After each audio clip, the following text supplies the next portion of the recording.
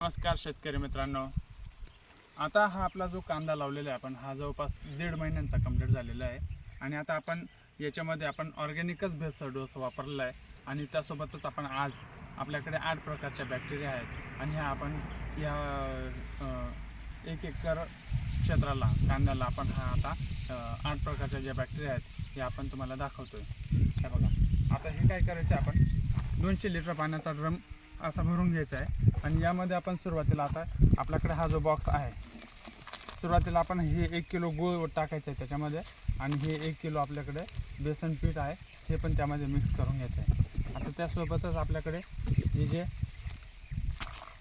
8 प्रकारचे बॅक्टेरिया आहेत तर आपल्याकडे जे क्रॉप केअरचं हे बायोलॉजिकल किट आहे याच्यामध्ये आपल्याकडे आहेत PSB नावाचे bacteria, KMB, azotobacter, ZSB, VAM, बायोएफ, बायोएम आणि बायो TB म्हणजे ट्रायकोडर्मा. तर ह्या 8 प्रकारच्या बॅक्टेरिया आहेत. तर आपल्याकडे कांदा लागवडीपासून तर काढेपर्यंत आपण ह्या बॅक्टेरियांचा वापर करतो आहे, पूर्णपणे जैविक शेती करतो आहे.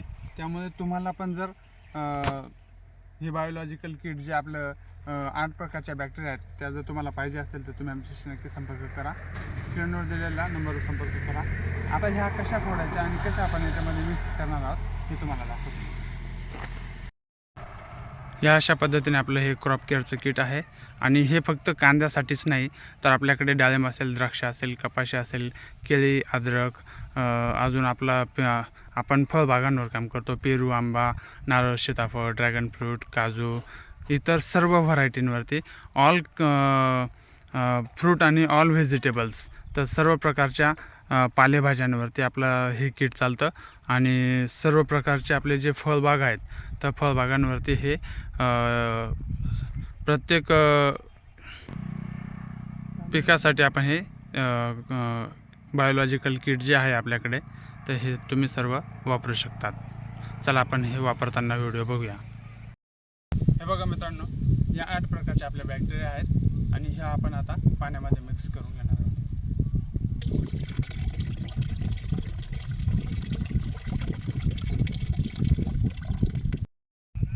हे बघा, आणि हे टाकल्यानंतर परत एकदा याच्यातून असं पाणी म्हणजे चांगलं खंगाळून घ्यायचं.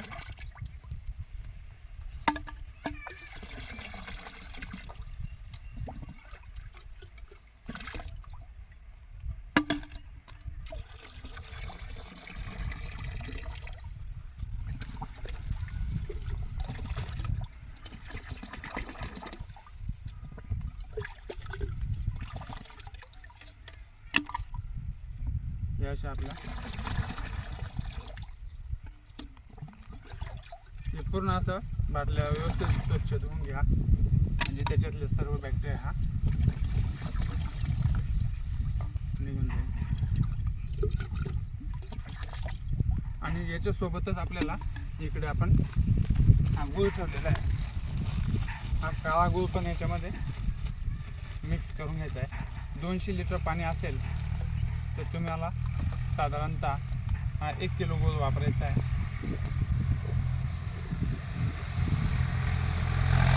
आणि हे मिश्रण पूर्णपणे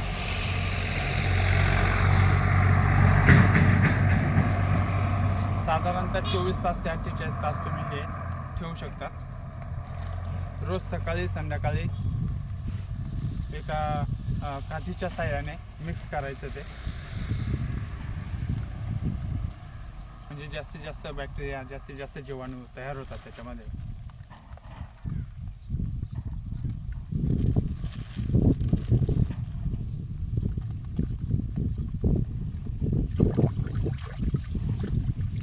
यासोबतच आपण इकडे हे डाळीचं पीठ घेतलेलं आहे, हे पण 1 किलो डाळीचं पीठ आहे.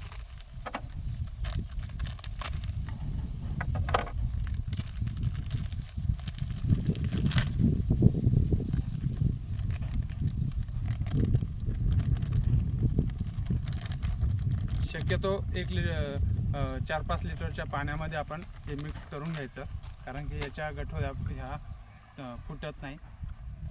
या पूर्णपणे असा पाण्यामध्ये मिक्स करून घ्यायचा.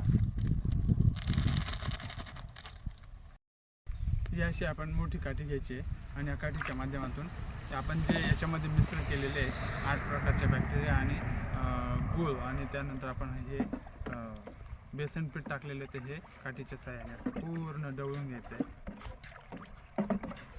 आणि हे पुढं 24 तास ते 48 तास हे एकत्र ठेवा, झाकून ठेवा हे.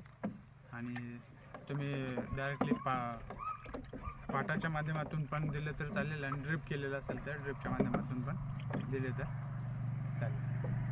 ही काठी पाहिजे तर याच्यातून काढून घ्या आणि दुसऱ्या दिवशी परत सकाळी संध्याकाळी आपण हे काठीच्या माध्यमातून ढवळत राहायचं आहे.